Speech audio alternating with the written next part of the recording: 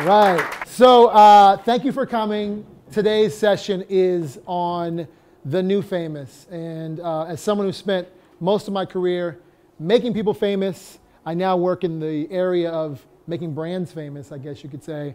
And I think that there's a similarity around how we approach brand building and the fame around brands and people. And I have sort of narratives and stories and slides, but this today is really all about you. And my hope is that we can dialogue together. I think we have an hour and a half or an hour and some change. So I don't want to dominate all the talking. I want to get your mind going. And each of you have very individual needs. Everybody comes here with lots of different reasons for why you actually chose to spend the time with me. But I want to instill in you a thought and an idea. So I think I was getting into my who am I? Okay, yeah. So started a company. It's called Social People. We make no small plans. I started literally in the basement of my partner's house at the time in Atlanta after spending a career in the advertising business and the record business and some other things. And I had this idea that social media and the way that we were selling in and helping brands with social media wasn't being done with a lot of seniority and senior talent. So I came in to sort of provide senior strategy around digital. So that's what we do. We don't necessarily tweet for companies. We don't manage their Facebook. We lord over the complexities around what happens when you bring social inside your organization, and it's disruptive to the people internally, and it's an opportunity for the people externally. So we've worked with, CNN was one of our first clients, worked with Lexus. We built Lexus's customer service, how they actually communicate with their customers. Last year we did something called hashtag Make It Count for Nike, which was a 48-hour command center in the Lower East Side of New York. We literally took over a building and we did a command center, which means that we're monitoring dialogue of what people are saying around a hashtag. We sort of got good at that from working on the Grammys. I've worked on the Grammy Awards for 3 seasons.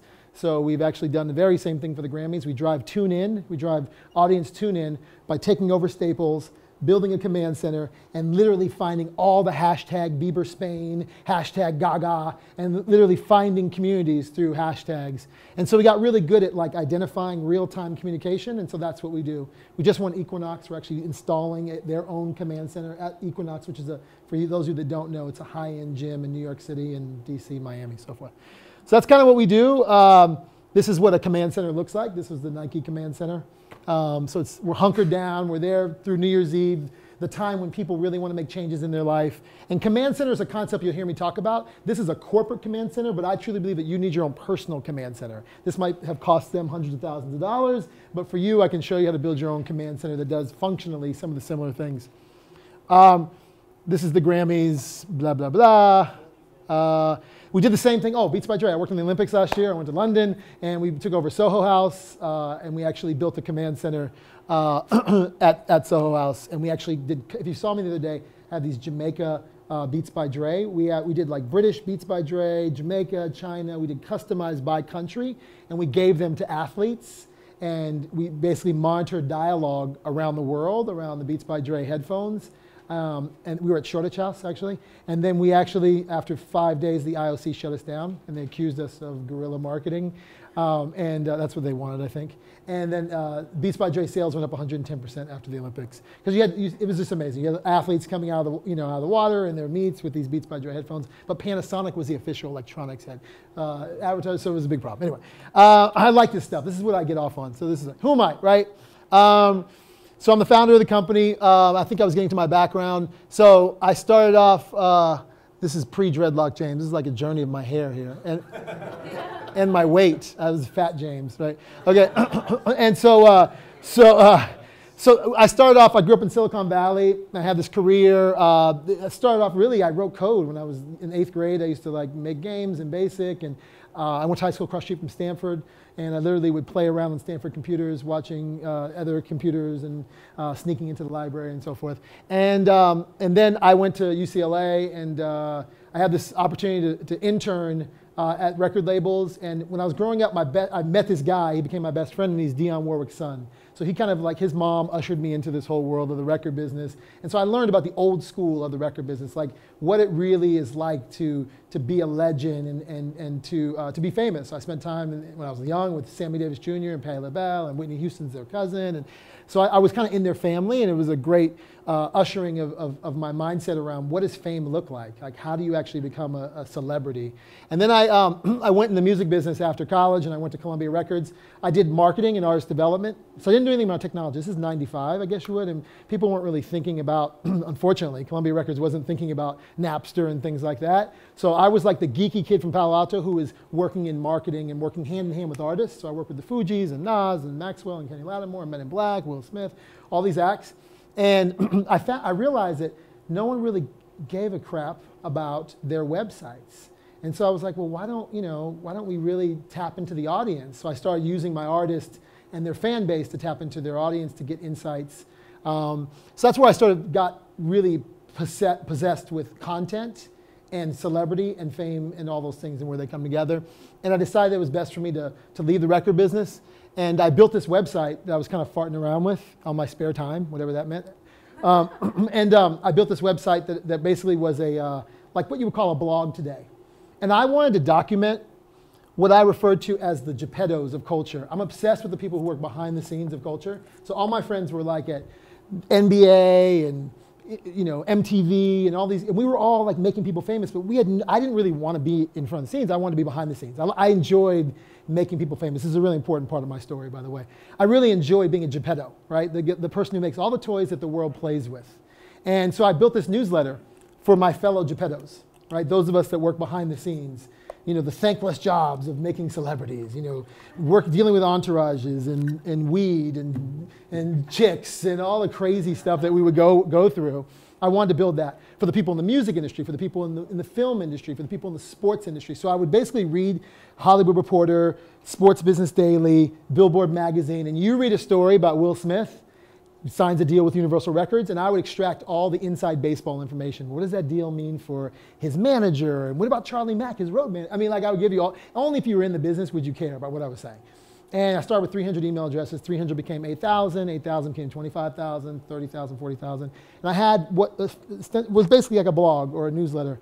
And this was 99, and the dot-com thing in New York was starting to really bubble. There was a lot of investment dollars. So all these companies started calling me like, hey, we love your newsletter. Hey, we want to buy it, And so I was working for Mark Echo at the time. I'd left Columbia Records to run Mark Echo's brand.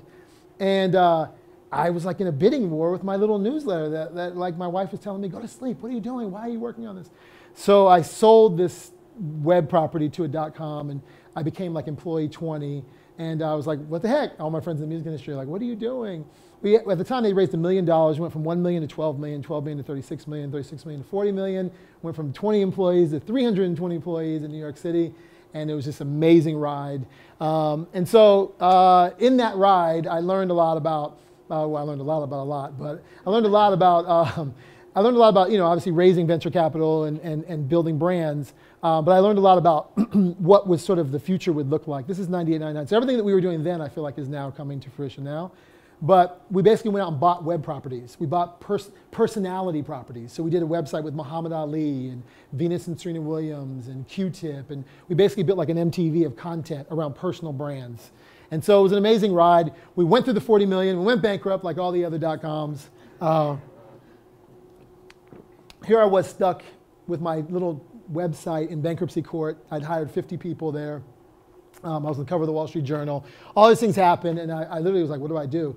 I knew I had to reinvent my own personal brand. I also didn't want to be defined as just a music executive. So I thought that really like music executives weren't taken seriously in the real marketing world. So I really knew at this point I really wanted to rebrand myself. I moved to Atlanta. I started working at traditional agencies. It's funny because I didn't even tell people at agencies that I even worked in the music business because I really wanted to press reset on my personal brand. I wanted to be seen as a real marketer because I knew I could go toe-to-toe with real marketers. Like I know marketing. I think sometimes when you're in the entertainment business, people assume you just know how to work with celebrities and that we're not really strategic. And I was like, no, I really am strategic and I understand how to build brands. So I started working at agencies. I worked for an agency in London called Isobar and worked on Coke, Sprite. I sat in the Coke building and traveled between London and Coke, and we built a mobile app. Then I got this opportunity to work at Ketchum, big PR firm. I'd never worked in PR before in my life. They wanted me to run the digital group, and I built the social media practice at Ketchum, which is sort of what led me on this journey I am today. So I think my narrative is important only because I want you to understand the context of where I'm coming from. It's funny because a lot of people, I was talking to people and they were like, oh, are you a DJ? I DJed the other night, right? And they were like, oh, you're a DJ. And I'm like, well, like, what are you? Like, the big question here is like, what do you do, right? What do you do? You know what I mean? For all of you, I'm sure it happens, right? And for me, I'm just as passionate about DJing as I am building companies. Like, I just get paid more for one, but I go just as hard DJing as I do building presentations. So the definition of who am I is like, I'm a subtotal of all of the passions that are inside of me. Yeah, I'm an entrepreneur, but yeah, I am a DJ, and yeah, I am this, and I'm that. And I believe that in this era, and it's kind of confusing when you're having to use profiles or Twitter bios, like who are you, on who you are. And for me, I think I'm all of these things. I'm not like living in one silo. So I think that's important too, just to kind of understand the context of where I'm coming from. I'm all these things. And for the traditionalists, the old school, older people were like, well, your resume, I don't understand how you went from the record business to the advertising. Because that's what we do today. We float, we go, we're driven by our passions. And so that's the societal context that we're living in today, which sets up why brands are important, why your personal brand is important. And you don't need 2 Twitter profiles, one for your DJing and one for your entrepreneur. I mean, like, just be a human in these social media platforms. It does get a little confusing in LinkedIn, and we'll talk about the things. We talked about it yesterday, which I thought was a really good conversation. On LinkedIn, I'm not promoting that I DJ. I'm not looking for DJ gigs, by the way, but I'm not promoting that I'm a DJ in LinkedIn, right? But I am, if you find me, if you research me, I always say business cards are silly because my business card is Google. Like, if you research me, you'll find lots and lots of things, good and bad, but you'll find that like I'm a subtotal of all the things that are out there. Google is important, it is your business card, and that's why what I'm talking about today is important, because it is everything you're doing leaves crumbs, and you want to make sure that you're designing the narrative so that the crumbs dial up to the right brand. All right, am I talking too fast for anybody? No. Awesome, because I get in this New York mode. I'm not even living in New York, and I get really fast. Okay, so when I first started my business, I had this wonderful opportunity to meet Jane Fonda, and my kids go to school with her grandkids, so I knew her socially, but I got, what's that? Can I ask? I don't know. Oh, that's fine, yeah. So Jane Fonda is a 2-time Academy Award winner. She's a famous actress, activist, author. She was famous for lots of things, one of which is the fitness industry. She had these Jane Fonda exercise videos, which became very popular. And she comes from a family of actors. So she's a big famous person. And I had this chance meeting with Jane Fonda to have breakfast with her. And I really wanted to be on her board. She has a phenomenal board in Atlanta. So I sit down with Jane Fonda. I'm like, a little crazy. Like, I'm sitting down with Jane Fonda. This is crazy. We're having breakfast with her. And I was like, she's like, so what do you do? I was like, I do social media. I build brands. And what does it mean? And I went into it, and I was like, well, I read her memoirs. And my aunt had been in college, had been a student organizer in the Bay Area, working with Tom Hayden. So I knew Jane Fonda's whole thing. So I was like, look, like your brand. And she's also infamous, I guess, for her stance against Vietnam. And a picture that she was in that caused a lot of controversy. And she's referred to by lots of anti-Jane Fonda fans as Hanoi Jane. So I actually, I'm sitting down with Jane Fonda, and I'm like, the media has really, like, you're a person she's a woman who speaks her mind, and she's gotten caught up in lots of things. And I said, like you're a brand.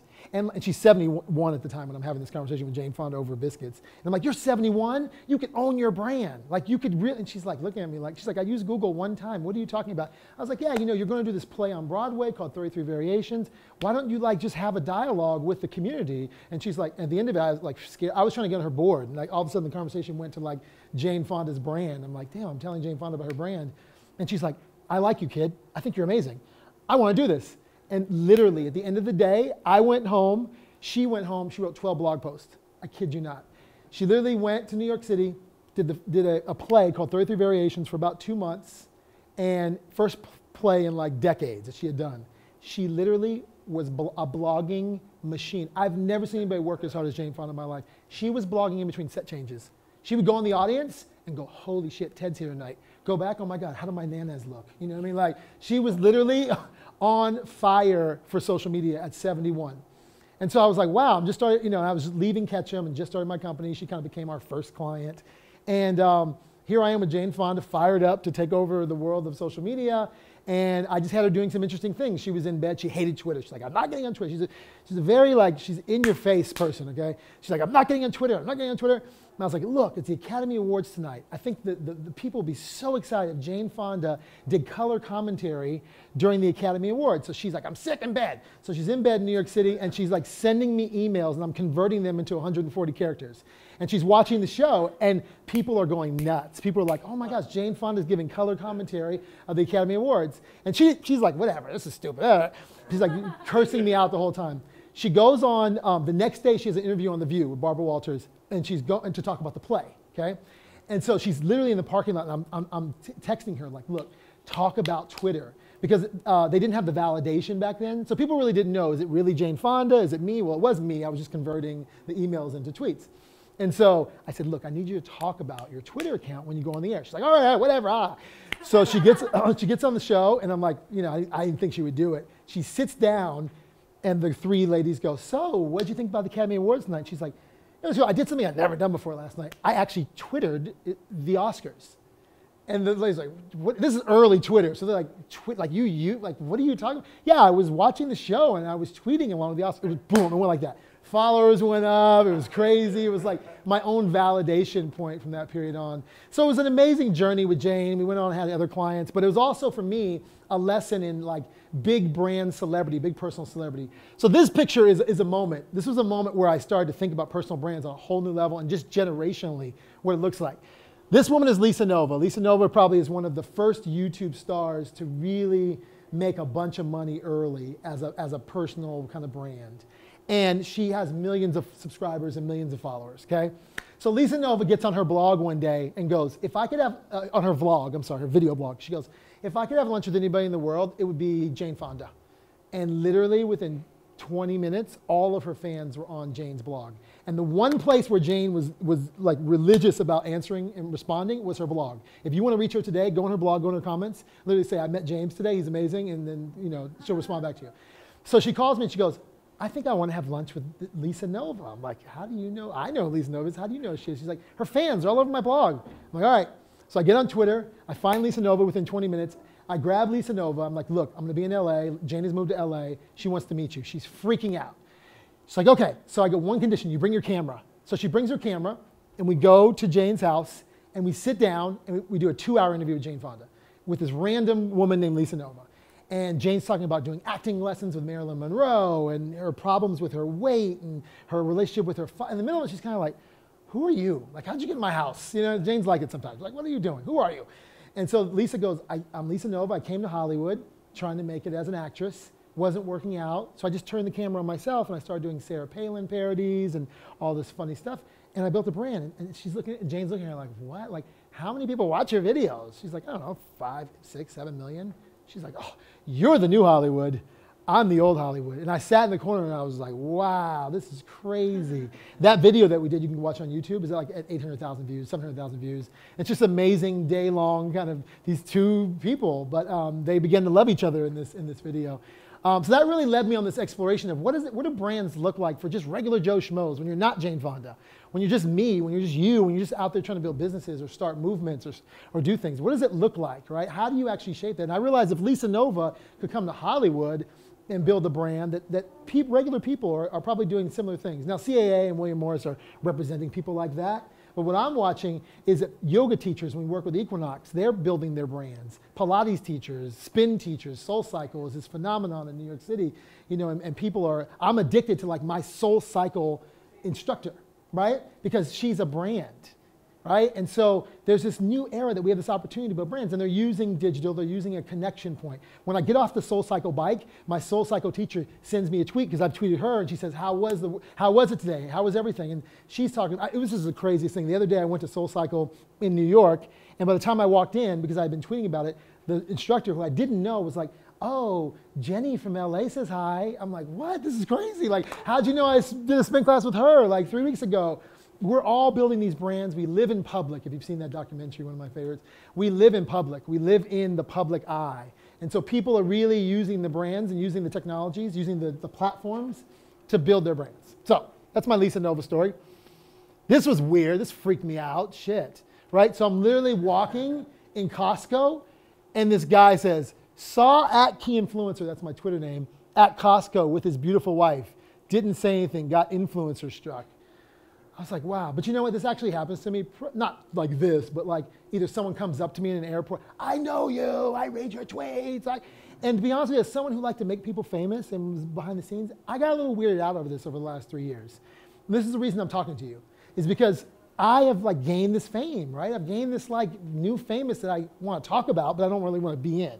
So I'm a bit weirded out by it, right? I do CNN, I do CNBC, I do Fox every once in a while. So I do media. But like, I didn't really want to be noticed. You know what I mean? I don't want people to like know I am. And so my antidote for getting over this is writing this book. I'm writing a book called The New Famous, which is the title of your panel today. And it's something that I now have to deal with. If you're an athlete or a celebrity, or if you're on TV like you are in New York City, like you kind of are used to it. Like you're on TV, you expect that when you leave, someone's going to recognize you. But you don't expect it if you're just a regular Joe Schmo building a hotel in Austin that, someone's going to go, hey, I read that you have this hotel coming or you're doing this. And I think that's the new world we live in. Whether you have 300 followers or 300 million followers, what you're saying is in public and people are watching it. There's lots of people who are digesting social media as what I call lurkers. They're just lurking. It happens all the time. People will go, hey, you were just in Israel last week. I was like, yeah, cool. It's all in public. It's all there. So what your job is to build the narrative, is to build the story. What do you want to tell your audience? So when I got freaked out over the last 4 years about being noticed and people like stopping me because I checked in on Foursquare and they're like, hey, I just saw you check in on Foursquare. That happened one time and that was it. I check in when I'm done with my meal, by the way. Anybody use Foursquare in here? Any Foursquare users?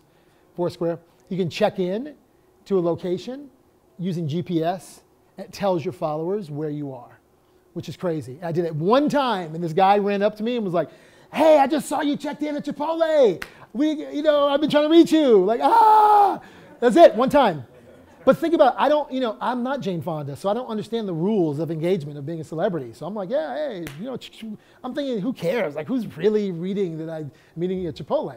And so I had to design my own way of owning this fame, this new fame. And that's what I want to share with you today. So a lot of this is really about building your narrative. It's about thinking of your followers, of the community that you're building on whatever platform.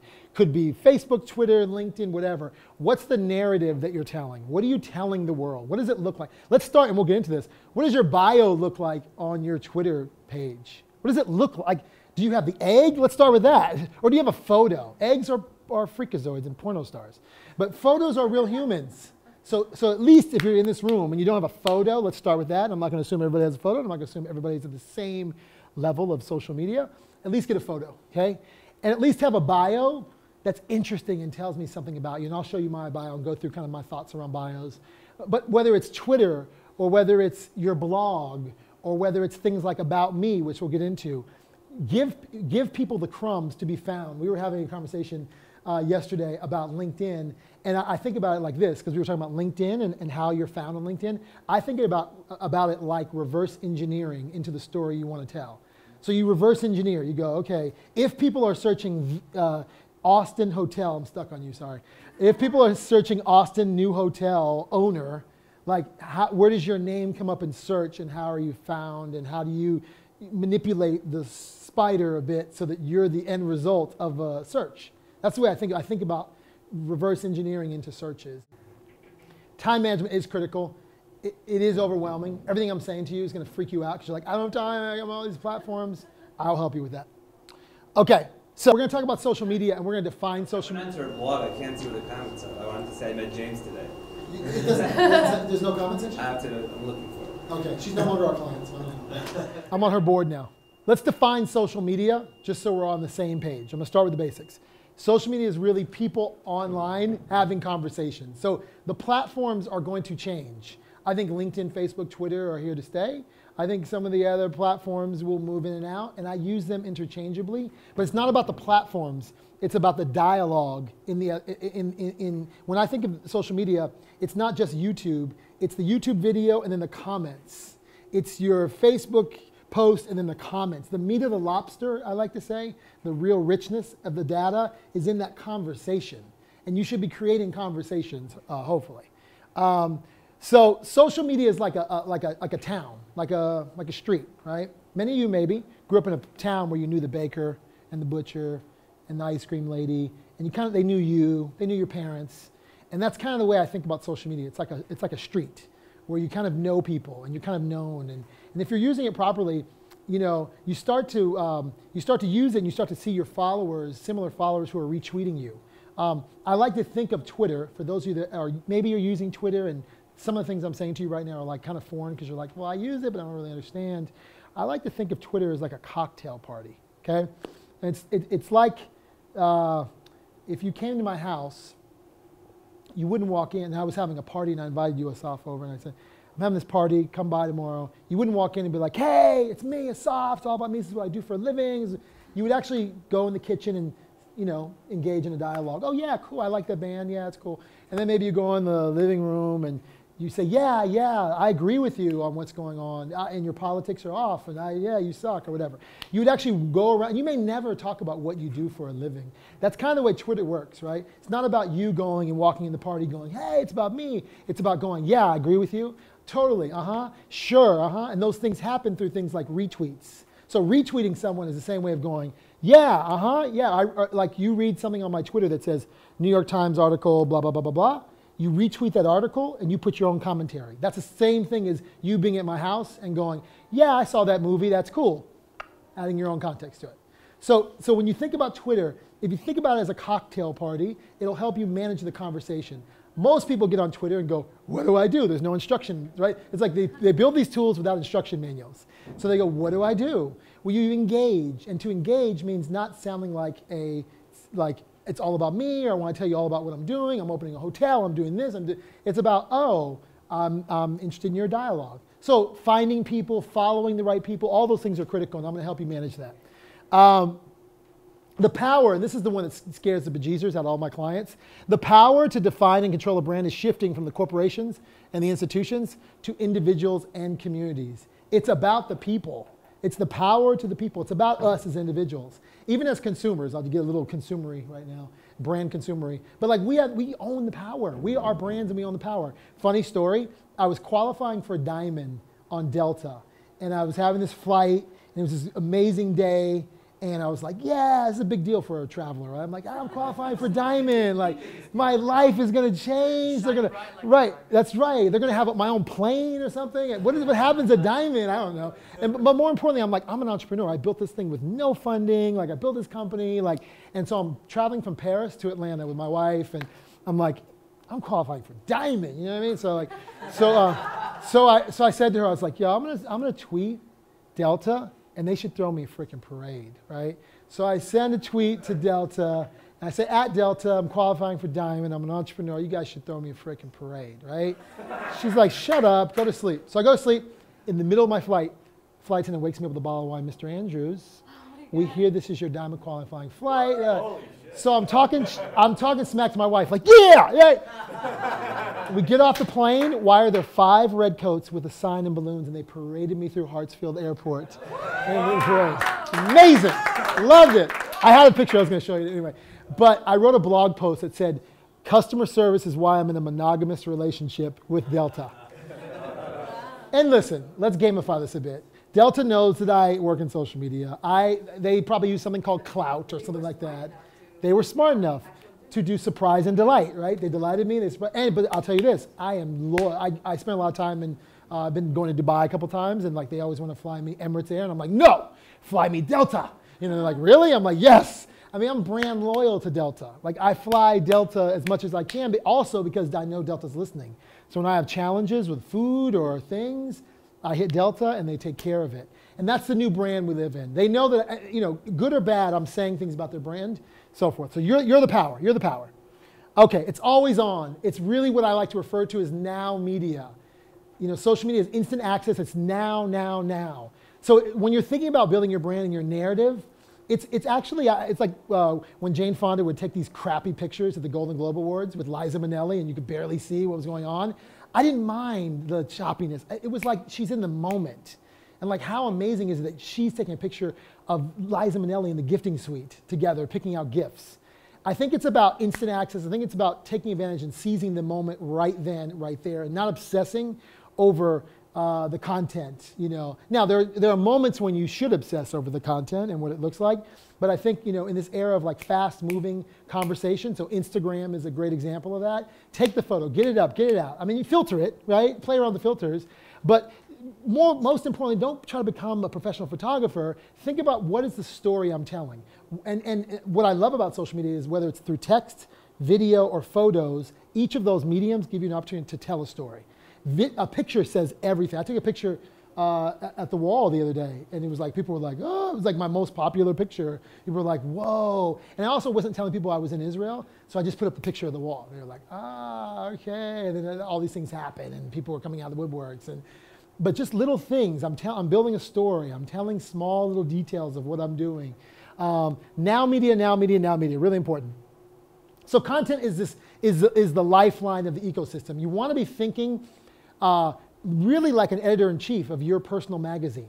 Like my day in my life, I like to say my life is content, or my life is content, either or. My life is content. So I'm thinking about my day like an editor-in-chief. What's the most interesting parts of my day through text, video, voice, text, video, photo, that I can give my audience, right? Whatever my audience is. What can I give them? What story can I tell them today? What insights do I have? What did I see that moved me?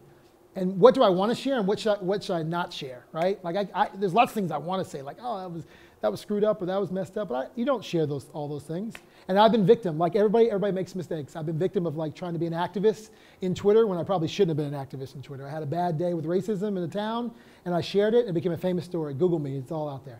But you got to figure out where your activism is, like where you want to, you want to emote, you want to say things, but know that using these tools, it's the internet. It never forgets. It's always out there. It lives with you. So you have to understand that what you're saying, you might have 4 followers, it's out there, I promise you. I give the same lecture to 14-year-olds, by the way, I'll give it to you. It's part of your resume. It's part of your digital crumbs. So I literally go into my day going, okay, I'll capture this. What am I saying? Are people going to read this the wrong way? Am I checking into this location? I also do things like, hey, if we're out together, I might ask you, is it okay if I use you when I check it? Can I add you? I don't like when people just add me to their thing. Yeah, I think it's a courtesy. But again, these tools come with no rules, no societal rules, no instructional rules. So we're forming our own rules. But your life is content, your life is content, and you want to think about what is the story on whatever platform, Twitter, Facebook, whatever you're using to tell your story. I'm obsessed with this app called Days. LinkedIn, sorry. LinkedIn. I'm obsessed with this app called Days, D-A-Y-S, where I literally document my days. It's new, it just came out. I'm also an app junkie, so just don't, I'm trying it now. I may not like it a month from now, but I'm playing the game with it. It's really cool. You capture your entire day. Anybody watch Mad Men? Good. Okay, I don't want this slide to go over everybody's head. So you want to think more like Norman Lear than Don Draper. For those of you that don't watch Mad Men, Don Draper is in the advertising business in the 50s, 60s. And that's the problem with social media is people want to get on there and advertise. Hey, come check me out. Come do this. Come whatever. I want to think like Norman Lear. I want to build content. I want to build programming. Right? I want to build like expectations from my people. I tell the story of DJing. I didn't get to finish my story, but I DJ'd because I would never get a DJ gig. No one's going to think of me as a DJ. So I put webcams in my house and started DJing because I wanted to build an audience. I mean, it was twofold. It gave me audience so that people would actually listen to my DJing, however bad it was in the beginning. But also I wanted to like create this little thing where I could watch how people interacted with each other.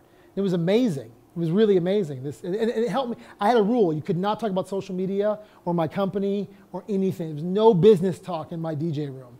And so that was my own personal content development hub. You have your hub. You have your thoughts about what you want to do, what you want to do with your initiatives. And maybe that lives on Google Hangouts. There's lots of different ways you can do it, but think more like a TV producer than an advertising person. Okay, so in order for the content to convert, you have to think about the touch points. And again, we kind of talked about this earlier, but you want to think about the Googleability of your content. How Googleable? What are you doing? Are you thinking about even down to, did you tag your YouTube video correctly? Like all those little things. You want to think about Googleability. Always be thinking about search. Reverse engineer into your story. So I mentioned that you too could have your own command center, right? I'll give you some examples of what you can do to build that command center. Okay, so I use. Does anybody? How many of you, by show of hands, are using Twitter? Let's start with that. Okay, keep your hands up. How many of you are using Twitter.com to use Twitter? Okay. How many are using another platform? Okay, good. So smaller version of you. If you're using Twitter.com, literally, I don't understand how you can manage the conversation. It's very, very challenging. And for those of you that haven't figured out Twitter, and you're using Twitter.com, it's probably part of your frustration. It's really, really difficult to use Twitter.com. So what I deploy is what I like to... Can you say why? Yeah. What do you really investigate? Yeah. So I'll tell you. Obviously, you got like 25, I know, like 1,000 tweets there. Yeah. So here's my deal. I think that the beauty of Twitter, now I'm going to get into uncover what, for me, drives Twitter. The beauty of Twitter is search. The beauty of Twitter is curation, like defining lists. So actually having like a one place where you can watch all the conversations. I am in Jerusalem right now. I don't have time to watch the Miami Heat and anything else. I am locked into hashtag ROICOM, literally, right? So literally, here, I'm just going to get every one of my 16,000 followers, or 19, whatever. I'm following 16,000 people. So I'm just going to see everything here. I don't have time to read all those things. So instead, I use, and you can use several different things that do this. I call this my attention dashboard. Okay, this is my attention dashboard of choice, and it's called Hootsuite. And so if you look here, these right here are columns, and these columns represent different things that I'm watching. This is called Hootsuite. Hootsuite, and there's a mobile version of this. There's also TweetDeck. Jessica, who works for me, who's next door, is probably preaching TweetDeck. I'm preaching Hootsuite. Just get a dashboard. Just get a dashboard. Twitter.com is horrible. So why this is important? So what I do is these are all my mentions. These are all my mentions. These are just for Twitter basics. Let's go. I'm giving you like a quick boot camp. I do this in 4 hours. I'll do it in 4 minutes. But essentially, I'm going to go to the basics. The @ symbol is the person that is having the conversation, and when your @ symbol. Can you what is it? Okay, what? The image. Can you make it larger? Yeah. Okay. So this right here is the @ symbol, and that means they're talking to that person, right? And so when the @ symbol @James, I'm actually @KeyInfluencer, when that shows up, okay, then I'm going to appear in what's called mentions. And I'll stay on Twitter just so you know. So if I go to connect, these are all, this is the best, this is actually the only part of Twitter's UI that I like, is this interactions connect thing, because they tell me a lot of things. It's telling me who's talking to me, who's following me, who favorited my tweet, right? So a favorite in Twitter is like a like in Facebook. It's like, yeah, agree with you. Some people use favorites to track their tweets.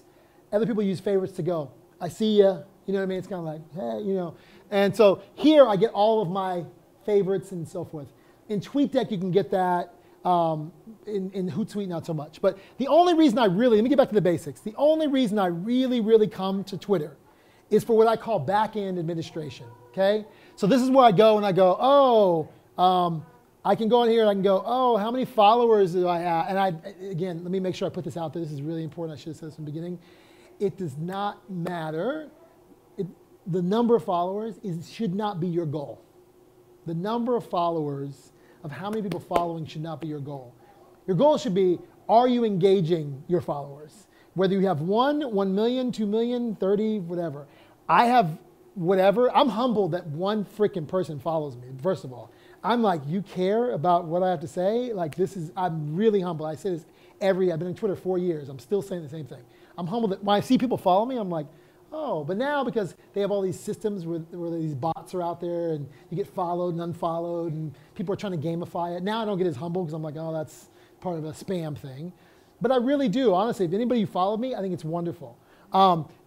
so here's where I look at my followers. Now, the dirty secret about me being humbled by you following me, okay, I want to now add a caveat into that. I have 19,000 followers, and I follow 16,000 people. I will largely, I think I already did this before I came here, I followed everybody at ROI, everybody. Now, I follow you, here's the dirty secret. Doesn't mean I actually read what you're saying. I'll be honest. You actually have to earn your way into my life, okay? You actually earn your way into my attention dashboard. It's the best earned media in the business. Earning your way into my Twitter lists is a huge accomplishment because like, I'm gonna follow everybody for reciprocity. Hey, I'll follow you, cool, nice to meet you. But if you're not saying anything interesting, I'm not gonna put you in my list. Some of you are looking at me like, what's a list? Well, I'll tell you what a list is. So a Twitter list allows me to curate just the followers that I wanna read. So out of this number, 16,909 that I am following, I probably am only reading about 1,500 because I have 3 Twitter lists. One called People I Read Every Day. Then I have People I Read Every Day, number 2. They max out at 500. And then People I Read Every Day, number 3. And I'm always juggling, bringing people in and out of those lists. So Twitter lists are important. I'll show you how to set that up, but I'll show you most importantly what that looks like on this attention dashboard. I'll make the screen bigger. You're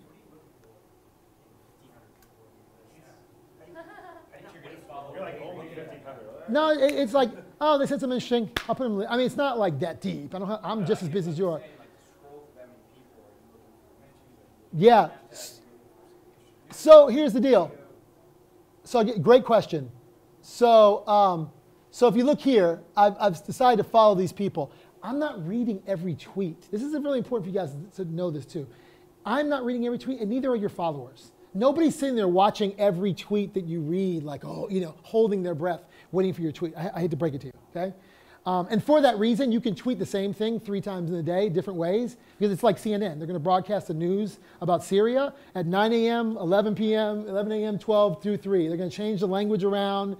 No one's looking at your tweets like this. It's okay, right? So I'm scanning. I'm scanning, right? Especially, but now if I'm drilling down into #ROI.com, if you look here, like there's more drilling that goes into this because I'm really paying more attention to these tweets. But for my people I read every day in this list, I'm just scanning. I'm just, Now, where it gets interesting is when I travel to countries. So if I go out of the country, I generally build a list around that country. I didn't do it for this trip because I was just so caught up. But like, I'd never been to Dubai before. And so I literally built a Twitter list on all Dubai, on all people that were in the media, people that were DJs. I mean, I wanted to get a culture snapshot. And so what I would do is, I think I have it up. So before I go into a city, I would look at, for me, again, not reading every tweet, I get to look at a culture snapshot. Can you see the screen? Hold on.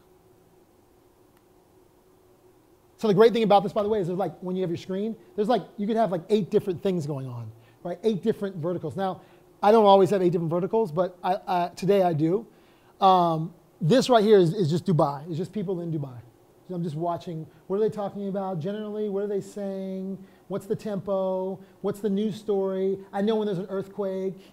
There's an earthquake one day. Is it based just on Dubai hashtag? Or No. I customize. So give me an example. Great question. So I went into Twitter, and this is a perfect segue. I'm going to teach you how to build your own Twitter list. So basically, Twitter lists live under, where am I? Let's see, me. Okay. Where's my Twitter list? And they changed so many times. So again, this is actually the only reason I also come to twitter.com is to build these Twitter lists because you can't build them in Hootsuite. So you go to lists and I go here, and this is another important point. Twitter lists are built by people, right? So anybody, you could build a Twitter list, people I met at ROI, okay? So because of that, the world is full of people making lists. When I think about your reputation, when I think about my reputation, your reputation, my reputation, if you look at Twitter lists and you start to sort of gain followers, if you look at your Twitter lists that you appear on, not the ones you create, they kind of make up a sum total of what people think of you, right? So often, I'll go, so this, when you go to the list section, which is under your personal profile, when you click on me, okay? you'll see at the bottom, you'll see lists. And I clicked on lists, and it gives me lists that I'm subscribed to. So the way Twitter lists work is that I can subscribe. If he creates a list on dope Bible rappers, right, then I can subscribe to his list of other dope Bible rappers. And I don't necessarily even have to subscribe to the other Bible rappers. I can just subscribe to the list and just get the list, okay? So you'll see in my subscribe to, you can see all this in mine. If you click on my profile, you'll see all the lists that I'm subscribed to, okay? And I'm subscribed to many lists, some of them that I created and some of them that I found, okay? So these are the ones I'm subscribed to. But this is where it gets interesting for me. I'm a nerd, so work with me. Member of. People have democratically put me on their list. I could be on a list that says douchebag or idiot or, jerk off, right? And if you were, you just block that person and you won't appear on their list, by the way. But here's where I go, and I like to see what people think of me. So content marketing, I'm listening to you too. This was a conference I spoke at, US, make no small plans. And generally I scan through here maybe every 3 months and I go, oh, so that's my perception. It's kind of like yesterday when we were talking about LinkedIn and people give you endorsements under certain things. This is my equivalent of a LinkedIn endorsement. So people think of my brand as agency. Now, maybe I want to have more DJ lists. Like, obviously, I'm not a great DJ because I'm not appearing on enough DJ lists, right? But yeah, whatever your thing is, whatever you want people to see you as, you'll start to see this come up here. Okay, so that's the Inspector Clouseau, like, research part of Twitter lists. The functional part of Twitter lists is what I'm going to show you. Okay, so I'm subscribed to. Another thing, by the way, if you're ever trying to, so you asked me about like how I come up with this Dubai list. So I know there's this one guy in Dubai, he's pretty popular, and I literally went to his profile, and then I went to see what list he appeared on, which you can do that, and somebody had already curated like the 500 people you should be following in Dubai, and I just plucked off from their list. People have already done the work for you. If you're trying to find yoga teachers in Austin, Texas, I don't know why I'm stuck in Austin, Texas, but if you're trying to find yoga teachers in Austin, Texas, find a yoga teacher in Austin, Texas, see what list she appears on, and then I guarantee you she appears on Yoga, Health, and Fitness in Austin, people I follow in Austin. Somebody's already done the dirty work for you, and you can actually it helps you do the homework. In the world of social PR, that's what we kind of do. We want to find an oncologist, famous oncologists that tweet. There's lists that appear for every single thing you can think of. So Twitter lists also help us in research. Okay, so you go here, and you go create list. Create list, right? And I'll put friends from ROI. No, I'll do hashtag ROI. ROI.com. And I heart these folk. All right. And it can be either public or private. I choose to be public. I don't have a problem with this list. So I'm going to save the list. Okay? And then I'm going to find, so the way I do it is you can do the find users by name here. Just so you guys know, if you ever want to find someone in Twitter, who's on Twitter? What's your name? Spelled M-A-T-T-I. Okay, this is a really simple one, but Mati Kovler Twitter. Boom. Twitter spiders really well. I think I spelled Twitter wrong. Twitter spiders really well, along with LinkedIn. I had to say that because he's in the room. So he's the first search result. When I put Mati Kovler Twitter, I find his address, right? Boom. I go here. He's following me. He doesn't have to follow me for me to put him on his list, by the way. Okay? So if you see here, I go here to this little thing, right? And it says add or remove from list. I'm going to add him to my list. And friends from ROI.com is the first one because I just created that. So I'm going to put him in that. And he is my new friend and my first friend in my list called friends from ROI.com. I like the concept you use personal headquarters. So what you had in mind was that suite, Hootsuite type of app, or? Yes, the Hootsuite is kind of your command central. It's the way you lord over and watch conversations. And now I'm just showing you kind of like how I curate and what conversations I'm watching. And what conversations are important to me will be different than what is important to you. It could be competitors, it could be the industry, it could be the industry leaders, whatever it is. But I think it's important to start with a base and like a home base. And my home base is Hootsuite. Yes. What happens if you're in an industry that hasn't adopted Twitter so much? You know, I like the fact that, for example, you know, I could start conversation with people who are in the similar world as I am. It gives me the credibility, and I have intelligent things to say and have a conversation with them. But if you feel in some ways that what you do for a living or what you want to build is a little bit of an island where you don't have that kind of opportunity to interact with people who are in your space. Like you may have, if you're a yoga instructor, you may have people who will take your yoga class and interact with them, but you don't necessarily, the example obviously not yoga, but you don't have people who are in your space professionally to build. So, you know, what are your thoughts on that? How do you, you know, make yourself known in your brand if you're a little bit of a, you know, your business doesn't really have a presence? So, and one thing I want to make sure that we get out of this is this is not just the Twitter show. Twitter is just one of several tools. I want to make sure that I say that. I'm just now showing you one way to gamify and make Twitter easier for yourself. But I think, and make sure I interpreted your question correctly. Well, I'll be specific. Yeah, please do. I'm in the fundraising business. Yes. It tends to be old and stodgy, especially because I focus on major gift fundraising, the big money, and that tends to be people who are in their 60s and 70s. So if my niche has become more on a next generation of philanthropy, I may have honed it to a younger audience, but the people who are in my business are not really young fundraisers. They tend to be people who are not here. Got it. I still think that being Googleable is still really critical to your world, because even the older funders are still like, who is this guy I just met with? They're going to Google you, and they're going to, you know, LinkedIn becomes important. Obviously, you know that, you're a LinkedIn Pro user. But I think one of the things that's important, and we'll get to this, is you know, so your bio is important. I think that even shooting video, you know, is another way to kind of build that narrative. I think living off campus is important. So I have a blog post at Huffington Post and Fast Company. Not that I do very much there, but I have places that like provide a little context around me in a place that's Googleable. And so I think for the people who might not be on Twitter, I think this is all still very important because it frames up a snapshot of who you are to people who are searching you, or gives you a nugget to throw them. Hey, oh, great meeting you. Here's something I did in Fast Company. Here's something I did in Huffington Post. I mean, I'm doing that all the time. Hey, I have a whole Word document of like media assets to throw people after meetings. So like, you know, hey, this is when I appeared on CNN and talked about the mortgage crisis.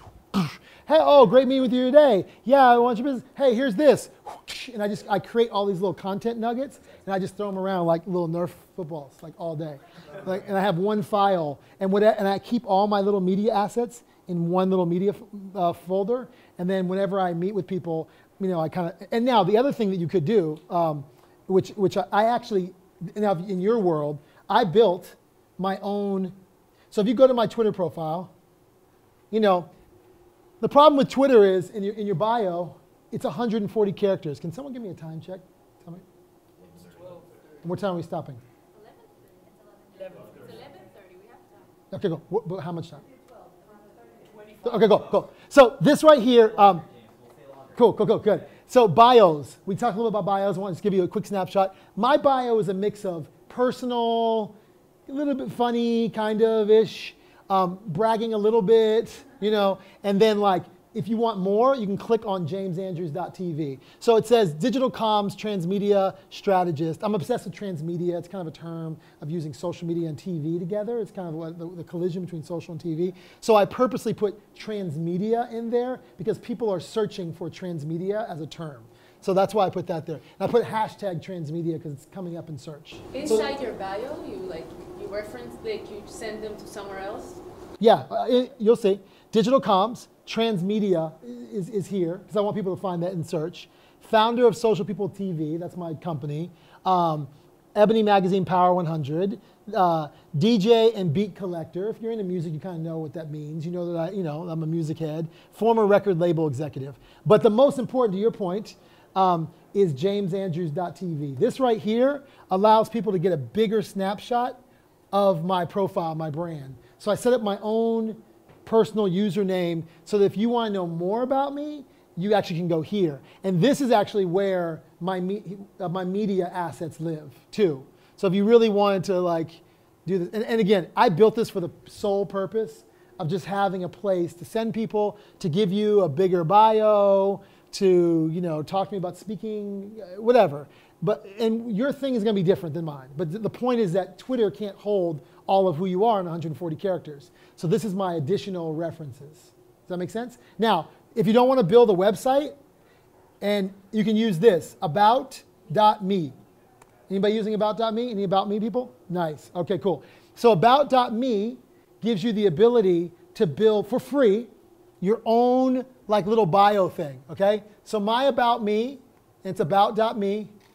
I used to use about.me before I used James Andrews. I know you're like, why do you have two of these things? Before I built my little personal thing, I had this page. Now what's important about about.me is that you need a good JPEG. You need a good photo because it shows this photo really, really well. So you got to invest in a good photo. So I had a photo shoot or whatever. I do a photo shoot every year. Every year I always do a photo shoot. It costs me $500. I just have new looks. Work with this photographer, and I make sure that my photos, because we're living in an age where your photos are everything. So again, part of the new famous, make sure your photos are right, make sure, you know, there's a photographer in your life. I know that they're out there. All of us have them. Go sit with them, do a photo shoot, and get a good photo, because these photos are important. So this photo, shot this, whatever, and then this right here is my bio, but in my voice. I spend my time at the epicenter of where digital content, conversations, and culture all converge as the founder of Social People, hot link. Right? So this is a whole thing, and then you can see where I live in social. Really simple. James Andrews, the TV is also about .me? No, it's a better about.me. Before I paid my web developer kid to build jamesandrews.tv, I had about.me, which anybody in this room can do, and not pay a web developer. You guys up in the next 20 minutes. What do you think is better? This gives you stats. Well, they both give me stats. I don't know. For me, I like jamesandrews.tv for what I'm doing because I want to be taken seriously as a personal brand. My jamesandrews.tv is, you know, I spent a little more time on it, a little more investment. This was cool as a holding page. I think for me, jamesandrews.tv is just a little better because I can do more with it. I can feel opportunities there. I think if you're really serious about your personal brand, I don't know where you are in the spectrum of your personal brand, but I think having your own name is better. Also, it picks up in search better. Own your URL. If you're pregnant, anybody pregnant here? Buy your kid's URL. Like, just own your URL, own your name. So that's kind of my thing that I do for my personal brand. So Twitter list, yes. Are red and black your personal colors, team branding colors? No. Or is it just an Good question. The developer kid took the same colors from jamesandrews.tv and used it. But you're also wearing. Oh no.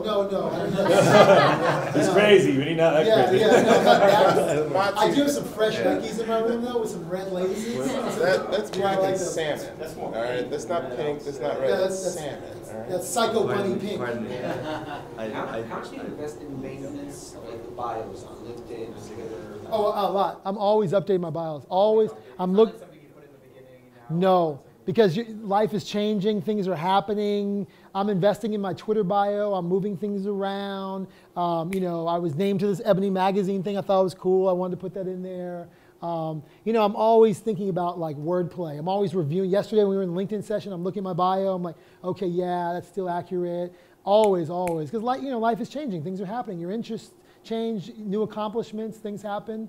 So I think it's really important. The bio on jamesandrews.tv has not really changed that much. I don't do a lot of changing of that, but Twitter, LinkedIn, those places, yeah. Well, LinkedIn has helped. Like we will promote you stronger for it's more pressure. But Yep. do you cross-reference between them? Do you take like the same bio on Twitter? Same No. I kind of have fun with my Twitter bio. I think I want to add an element of my personality. LinkedIn's a little more professional sounding. And my jamesandrews.tv, I think, will be a mixture of them both.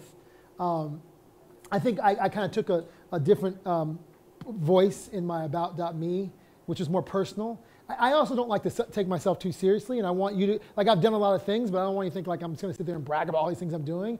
I'm like, this is who I am, this is what I think about the world, this is some of the things I've done, go look at them, come talk to me, whatever. I try to keep an even keel. Because I think too many people on social media like talk about themselves all the time. I should qualify that. My question is about switching from a brand based around a project to a personal brand. Yeah. Do you have any suggestions for that transition? Like, I do. You know, you spent 4 years, 3 years, 2 years, whatever, Yeah. building it up, but realizing that was probably a mistake or Yeah. whatever, and how to not make, or how to make a lot of what you build transfer to your personal. It's funny. What's her name? Allison from Jew in the City. We were having a meeting yesterday, or a couple days ago, and I was like, you need to be Allison and Jew in the City. Like, you have to, like, your media property is Jew in the City, but you are Allison, the brand, who created this. You know, you're the Norman Lear, and one of your properties is called Jew in the City. Maybe you'll have a new one and a new one and a new one, but you're the quarterback over these media assets.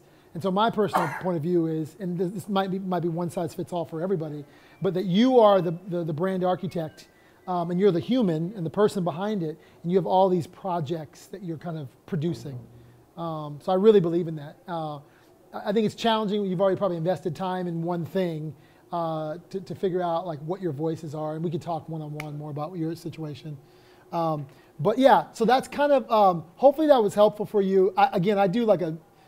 We do digital boot camps and do this very same thing in 4 hours, laptops up. So doing this in like 10 minutes is challenging, but hopefully you got what I was trying to, the gist is build your home base, build your command center, use Hootsuite, don't use Twitter anymore, use Twitter lists, use search. Search.twitter.com should be your best friend, base level. I'm always looking at searches. Now that's if I use Twitter.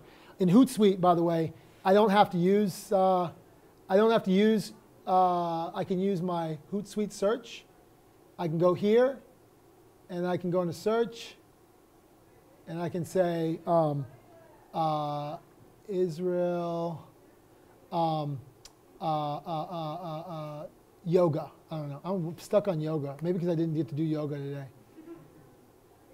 So if I do Israel yoga, these are all people who have mentioned Israel and yoga, and I can save this as one of my searches temporarily. It's like a sticky. I'm done with it. I don't care about Israel yoga next week. I just care about it right now. And so if I wanted to watch that, and then it becomes, what do you do once you actually can pull up all these searches? How do you respond? And to me, it's okay to respond to people to go, hey, I'm doing this. Like for you, you're building a hotel. So if I was a hotel, I would put, I'm looking for a hotel in Austin. You know, and this happens to me all the time. Oh, we saw you just tweeted about pizza. We're in Atlanta. We're a new pizza shop. And there's ways to do that, right? There's ways to make me feel like, oh, you're invading my space. Or there's ways to make me feel like, oh, you want to help me. So the better response would be like, hey, you're new to Austin. Can we help you? It's all about posture. It shouldn't be, we got deals, we got coupons, we got 50% off. It's not car sales. It should be, hey, saw that you're coming to Austin. Did you know Formula One's happening next week? Just build a relationship with me. Don't try to close the deal. Don't be a 15-year-old boy, right? Just try to build a relationship with me. Don't close too fast, okay? That joke never was happening. Is there a way to, say you're saying you need to separate personal brand from business brand. So is there a way to monitor all those different accounts in one place? Oh, good point. So that's actually another reason why I like Hootsuite. So the thing about Hootsuite is, so yeah, I have a company, right? I might be managing Jane Fonda's Twitter account. So I can say, I love what the New York Times wrote about whatever. And then I can go over here. If you see here, I can click on all of these profiles. These are all my profiles, including Facebook. So this actually can go to my Facebook as well, including LinkedIn. I think LinkedIn is part of this Hootsuite thing, yeah, right? I don't ever do that. I actually don't do Facebook and LinkedIn. Every once in a while I do from here. It spiders differently when you use it here versus going directly to Facebook. But if I want a quick strike thing, I'll do it from here. But here I can say one message that goes to my personal profile, my business Twitter account. I also have a Facebook fan page. So because I do a lot of public speaking, here's my other rule, is I don't really I'm like you. I gotta have at least a 15, 20-minute conversation with you to add you into Facebook. Like I at least gotta have talked to you. That's kind of my personal rule with Facebook. My rule with LinkedIn is I add everybody. I actually add everybody in LinkedIn. I'm like, free for all, come on. Because I don't really do a lot of people ask me for endorsements. I check you out. If I don't know you, sorry, no. Facebook, I'm different. Facebook is where I'm really, really protective. because I'm using Foursquare on Facebook. I'm using other things, pictures, stuff on Facebook. So, so I had to set up jamesandrews.tv as my fan page. And that's where like people engage with me. When I'm speaking, I go, hey, go check out my fan page. Like, hey, can I add you on Facebook? Not really, you know. We could have 125 friends in common, no disrespect. If I don't really know you and we have 130 friends in common, I'm probably not gonna add you. I have a couple of rules to that. Like if I met you at ROI, like if I see that we're connected by a bunch of ROIers, I'll probably add you because I know it's a small community. I'm in this thing called Summit Series. If I see you kind of went to Summit Series and you're kind of part of Summit Series, I'll probably add you in. But those two probably are the only caveats to that rule. I don't just add you in. So when you're doing a post via Hootsuite and you're trying to send it to multiple different mediums, yeah. Is there a way, you know, if I'm trying to link somebody, if I'm trying to link you on Facebook, I could do that by your first and last name, whereas if I'm trying to get you on Twitter, I need to do the @ Yeah, you can't do that on here. So that's another fail. Yeah. So yeah, I try to use Facebook on Facebook because of all the things you can do. The @ everybody following what he said. You can tag people and do those things. You can't do that with Hootsuite. So this is just quick fly. I know I can get something out. I'm not tagging anybody. If you're just sharing like general content, that's you right. want to go to multiple places without tags, without locations. That's it. And by the way, so we're all clear, most of our interactions are happening with this device. So everything I'm showing you on this computer, I'm not running around Israel with my laptop. You know what I mean? Like this is all happening here. So, so I'm doing it really fast. You know? So what do you use for lists on iPhone? I use Hootsuite, which just pulls my list up. On an iPhone with yes. lists? Well, I use Hootsuite, which it's built in my lists the same way Hootsuite on the computer is built in. So I'll show you. When I go, I have Hootsuite on mine, but I don't know how to use lists. Okay, so I'm going to show you. This is a very good question. So here's Hootsuite, and if you see here are my streams. See, my lists are already built into my streams. See? so you just do add stream and then just add streams. Your streams are going to come up on your it's going to replicate.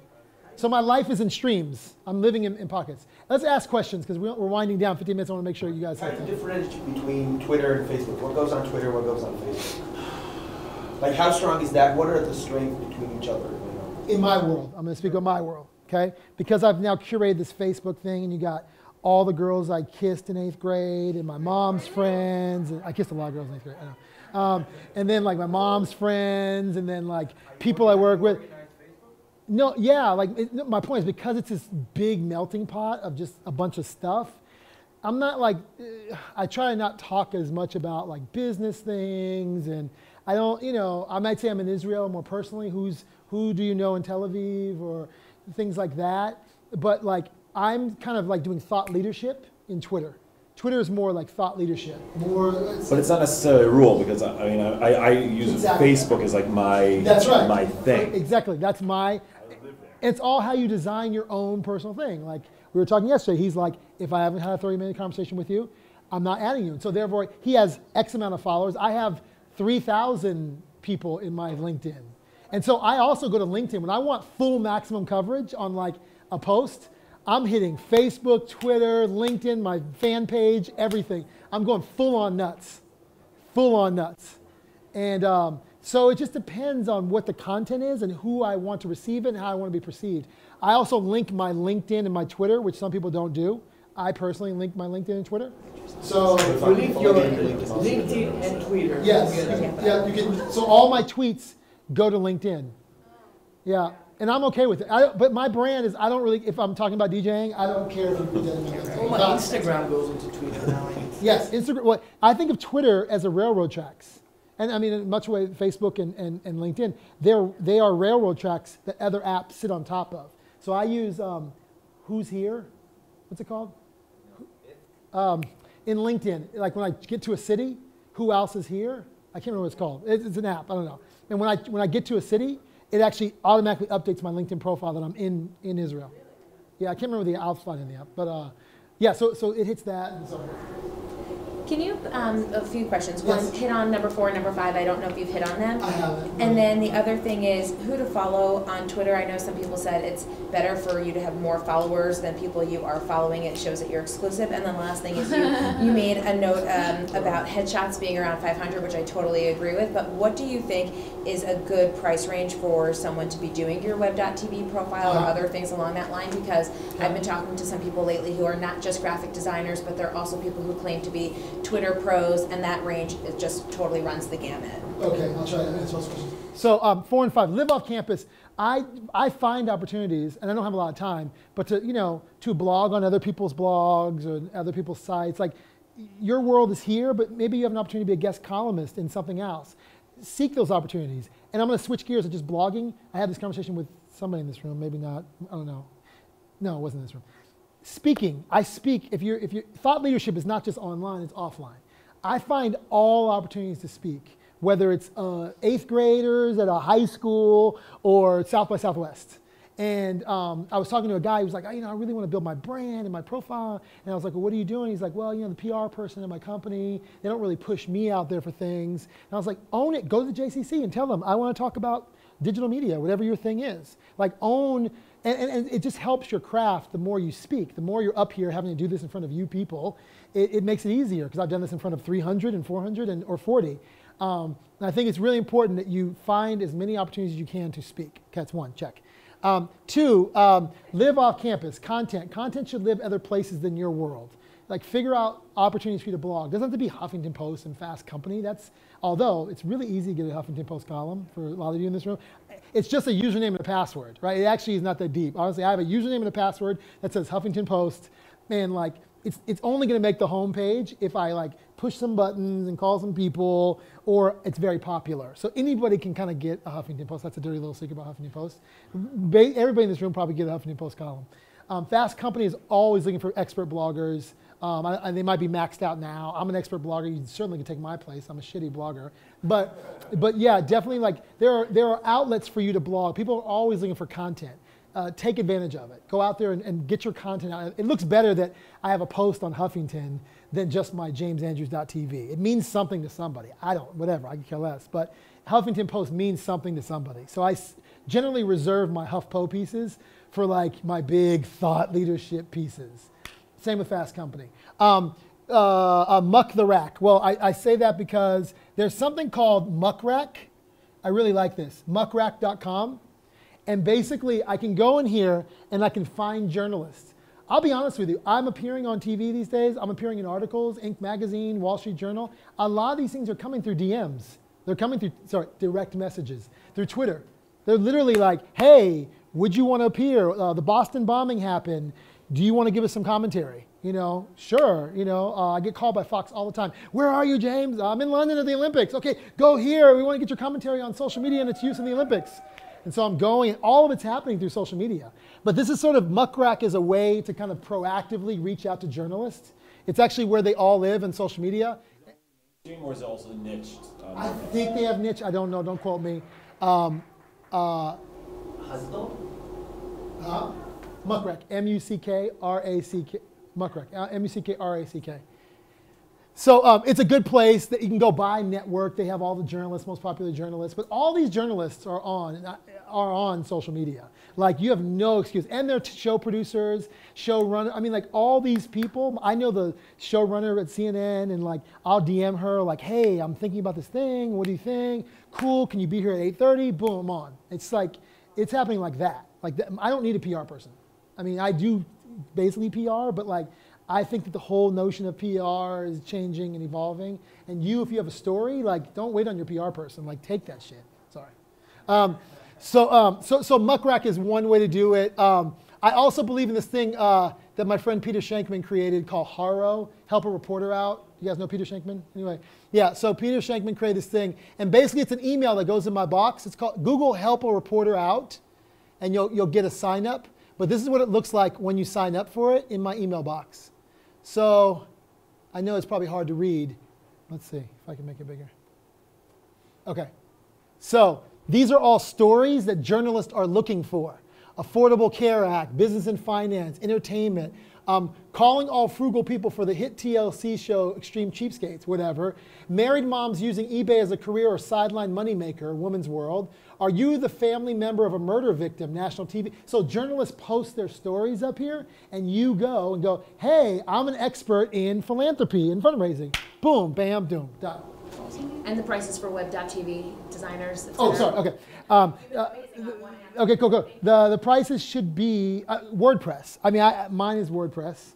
$1,500. I mean, $2,000. Let's just say max. I think. For creating a website? Yeah. You could do a Wix website and Wix upgrade website, you it can do that to easily. There you go. $200. I got it wrong. Wix is And you have a awesome. great website. I have like 7 Wix websites. The only thing is, Wix has a lot of problems with like iPads and They're iPhones. solving everything. They're gonna go Yeah, IPO and announce that in a couple of months Yeah, probably. They're going Yeah. public. They'll be. They have tons of money they're solving. And Yeah. sometimes I use them as like a placeholder website, but while I'm working on other things, is I can knock out a Wix website in a day. So I have like Wow. 6 or 7 websites. So yeah, I should probably use Wix. Yeah, so I chose. Buy Wix stock. Yeah. There's no, yeah, I mean, I would look into Wix. I've been hearing great things about Wix. I just didn't go there. Is it easy? Is it easy to develop? Yeah, it's Once you get over the easy. learning It's curve, like it's a very PowerPoint. fast. Putting up presentation. Okay, cool. WIX, it's really comes. So Wix, yeah. So Wix, but yeah, if you do a WordPress, $1,500, $1,200, like I wouldn't pay more than $2,000 for it. Just for the website or Yeah. for website and Twitter stuff? Well, when you're saying Twitter stuff, you mean like designing the background? No, I think it's more along the lines of like they will retweet things that you tweet and help you get on other lists and such, but I just kind of feel like that's just That's not my, not so I don't authentic. believe in that. Right, okay. I don't believe in letting people handle your Twitter. I mean, if you're a company and he's opening a hotel and he wants to have a social media community manager that's managing the brand's voice, but for your personal voice, like what I was doing for Jane Fonda is like rare instance. But those are called training wheels. I took the training wheels off and she rides the bike on her own now. Like I don't believe in that idea of like getting on the right lists and Okay. I just learned what lists were today, so you know, I'm in the training wheel phase. No worries. The only way you're going to master it is owning your audience. What do they like? What hours is the best time to get retweets? Oh, I tweeted this. You know, there's also there's a time thing, right? So let's just use East Coast time. I'm sorry, that's the time zone that I think in most. But like 9 a.m. to 12 p.m. is news gathering. People are gathering stories, okay, right? That's a good time to get in the stream. In the middle of the day is challenging, but you can still get some good retweets there. At the end of the day, 5 p.m. to like midnight, 1 o'clock in the morning, is a whole nother audience. That's when a lot of TV co-viewing happens, a lot of hashtags around TV shows. Sunday night is a great night to tweet. Yep, Sunday's great. People are gathering, what they're looking at their news feeds. For us, it's Saturday night. Yes, okay, Yeah. same thing, yes, I know it's switch. Ratio. Yeah. Ratio, I mean like more followers than following I think looks weird. I think it feels like spammy. But I don't think you should have 25,000 followers and you're following 300 people. I think you follow who you want to follow. Like if you're following 300 people, then you're engaged with those 300 people. I think it looks like your publicist set you up that way. Personally, I don't agree in that. You mean like Jim Carrey? Whatever, yeah, or Oprah. He has like several million followers and follows one person. Yeah. His daughter. That shows me that he really is, that's his publicist. Or he's not, there's no reciprocation. It's all about Jim Carrey talking. Yeah. Jim Carrey's not retweeting anybody at 1,000,001, right? That's telling me as a consumer, you don't care. You're not really, you know. Yeah, I think you can't, I mean, I think you need to have a nice mix, a nice balance. Thank you. What's your take on Facebook like pages versus like your regular Facebook pages? Because I've been hearing a lot of debates in the musician scene about moving just to the fan pages and leaving the Facebook. And I haven't done it personally. I have both pages, and it's just. I mean, I think the fan page is interesting. It's been an interesting experiment for me. I'll be honest with you. I struggle keeping up with the content. So that's why I use Hootsuite to flood the content, but I don't have time to like go, oh, what am I going to put on my Facebook fan page in addition to my Twitter? Like it's a lot to manage. I'm being very naked in front of you today. I think it's important. I do grab, it's like a fishing rod. I do grab a lot of interesting people from my Facebook fan page that I won't allow into my world. The thing about Facebook though is they can subscribe to my updates, and I know they do. Because I see people liking things, I'm like, oh, you subscribe to my updates. I didn't let you in, but clearly you're in my world. And so you want to be, I think that with the new subscribe feature, it's kind of changed things a little bit. But I'm still very private about my Facebook personal page. And I try to put business news, kind of brand building, thought leadership stuff in my fan page.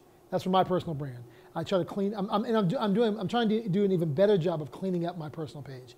Getting rid of those on birthdays, isn't that so weird? When you see birthdays, you're like, who the hell is that? Like, who are you? That's what I always do. So what do? You just unfriend them? You did, that's right. What do? You just unfriend them? I unfriend it, yeah. I think we can unfriend people, guys. It's okay.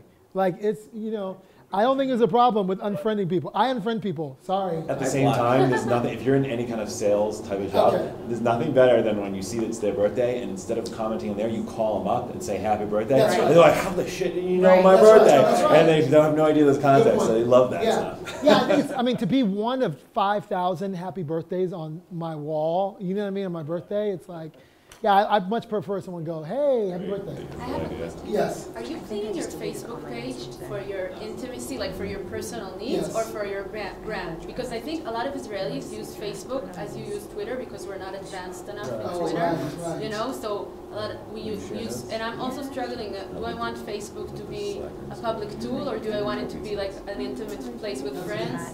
I would use, if I was living in Israel, I'd probably then use my Facebook page. Now, the reason that Twitter is not big in Israel is because it hasn't taken off, or what is? I think it's too much. We're not working. A lot of people aren't managing to clear down the amount of data. You go into my problem with Twitter, I think that Israelis link a lot. You follow Israelis, they put links, and then when somebody links on Twitter, you're reading all these links all the time. You're opening another one and another one, and you get too much data. You sit in the morning for like 2 hours reading Twitter.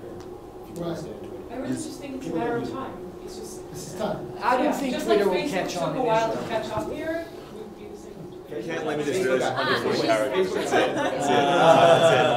You can't limit it to 140 characters. What's that? Yeah, Not limit it to 140 characters. They link 4-page documents. It's that simple. No, but maybe we'll catch on. I don't know. It's just quicker. I mean, like Facebook doesn't have the same immediacy for me as Twitter. Like I can quickly jump and look and scan and it's just much faster, and the world's moving too fast for me to be locked into Facebook. So it's just it's a different. I'm moving at a different speed in Facebook than I am Twitter. If I could just add to that for a difference, I think that what's interesting about Twitter is that it cuts through, like if you're trying to email someone, you can't get in touch with them, someone prominent, like everyone reads, it's like texting, like everyone reads who tweets at them. That's right. And it's really immediate. As opposed to Facebook, like people are liking, even if you have an actual But Israelis don't read it. I used to have a Twitter account and I just didn't got it, and I think I got some tweets and I just didn't know what to do with it. Yeah, it's a way to it just literally. Well, hopefully you now have, like, you bring up a really good point. When I want to reach somebody, I just send them a tweet like, "Hey, so it's like it's more than on LinkedIn. Okay. I don't get it. Sorry, I noticed LinkedIn. Yeah. But I'm not like. We haven't spoken about our Waze profile. Because it's fun. But it's also it's definitely. Instagram. Okay, so Instagram has definitely become really, really popular. Obviously, I use it in sort of a similar way in telling a story, in building a narrative. It is personal, but I'm also I tell a business story sometimes within Instagram. But I think that's the one place that I kind of mix my personal and my business, but done visually. Do you send it over to the other networks all the time from Instagram, or do you live something different? No, I will generally hook Instagram up to Facebook, and that's how I get my photos from Instagram to Facebook. Now, one other platform I didn't mention that I'm obsessed with, we talked about this yesterday, is Path. I love Path. Path has changed my life. Path has changed my life. I know. You're like, I can't take it. It's gone 20. Okay, and this is for my advanced users. Okay, my advanced users. Okay, so Path only allows me 150 friends. Okay, and for me, exactly, it's a very there's a very interesting parallel.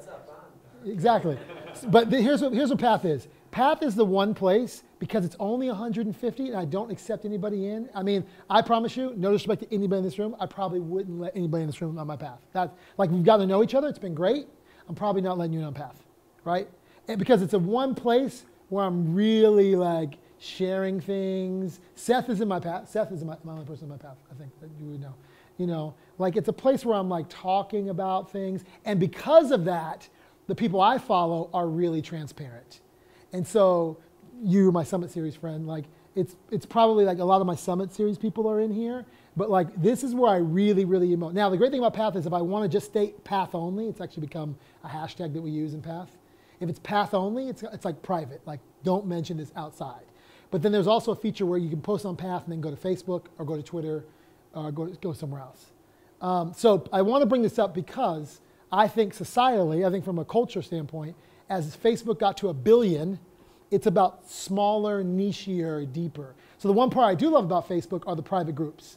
I love Facebook private groups. I'm in several private groups that I really get a lot of rich interaction from. And you would never know it, but I'm kind of dialoguing. When I came here, I'm in a private Israel group. And like, I put them there, here's my dates, here's the hotel I'm staying at, here's the phone they gave me, like, go to town. Hey, thanks, boom, boom, boom, boom, boom. And that's how I use Facebook, much like I use Path. So, I want to share that. And I use LinkedIn groups too, by the way. I'm using LinkedIn groups more and more. It's 12 and 5 minutes. 5 minutes. Okay. I don't know if you got into the video. Don't be scared of video. Oh, don't be scared of video. Sorry. And then and if you could give a brief, like, just sketch out LinkedIn. I'm on it, and I have a bunch of that, and let it rant itself, kind of. But yeah. I don't really understand its function. Okay. I'll actually have an expert in the room who works with LinkedIn, so I'll let you. But here's my philosophy on LinkedIn. It was good. It was good. So yeah, LinkedIn for me is definitely a place where my business kind of persona lives. Because it touches my Twitter, you get a little bit of human flavor in there. So it's not just boring business stuff. So I let my Twitter touch my LinkedIn. That's my personal thing. You may have a different approach. For me, you get to see more of my personal side. LinkedIn is a place where recruiters are hitting me all the time for jobs. Where I'm doing business intelligence, where I'm finding out about people. I use LinkedIn and Facebook the same way though. I use LinkedIn like, okay, who is this person? How do I know them? Then I do a Facebook thing. Okay, who is this person? Oh, we have 65 mutual friends. And out of the 65 mutual friends, I see that 45 of them are ROIers. Oh, I bet you I know them from this world. When do you sleep, James? I know. Yeah. Or are you just in front of these social media outlets all No, day? I mean, like, I'm efficient with it though. Like, I know how to go in 2 minutes. If somebody emails me and goes, hey, do you want to do a meeting? It's just like, boom. In 2 minutes, I go and I respond back to my email. Yes, let's meet. You know what I mean? I mean, we don't have time. So I have to like vet you. I have to vet things, vet opportunities, vet people. And these things I'm giving you, these tips, are the ways that keep me more efficient. I'm not doing this all day. Yeah, cut through the noise. But that's my opinion on LinkedIn. Yes. Okay. It's really nice and fun and tempting to talk about all the technical stuff. But I was curious a little bit about more of how you build your brand conceptually. You touched about it a little bit before, how you said it's okay to be many different things. Yes. If you could just kind of talk about yes, that. yes. And we can spend time one-on-one, by the way. I tried to meet everybody's needs. Again, back to the beginning of what we talked about is everybody in this room is a brand. Everybody has a story to tell. Everybody has a narrative to tell. I believe that these tools that we've given you and the technical insights on how to use them, these are the instruction manuals that they didn't supply with these tools, will give you an opportunity to tell a story, but you have to start with the story. You have to start with what is your story? And I do, probably the part about this I didn't talk about is I'm always reevaluating that as well. Just like I'm chopping up my bio, I'm chopping up my narrative of who I am and who I want the world to see me as. And so that part is kind of what we do for brands. Like I do that for brands, like what's your story, what are you doing? But I also do that in my own personal life. I actually build a council of people that help me do that. I have a woman that analyzes all of my media hits. She actually trains all the TED speakers before they talk, and I met her at TED, and I grabbed her, I was like, I'm never letting you go. And she's amazing, and she lives in New York City, and I literally send her all of my media hits, and she goes, what the fuck are you doing? Why are your hands like this? What are you like? And I need that. I need that in my life. I need like people going, what are you saying? What are you trying to portray? And I think it's hard to do that even though I do this for a living for other people, you should build a council of people who are always assessing your brand and your narrative and your story. But what I try to give you today is like, if you have a story, if you want to reach people, it's never been easier than today to find people, to find PR, to find attention. I'd love to meet with anybody one-on-one. I'll extend my office hours. Thank you for your time.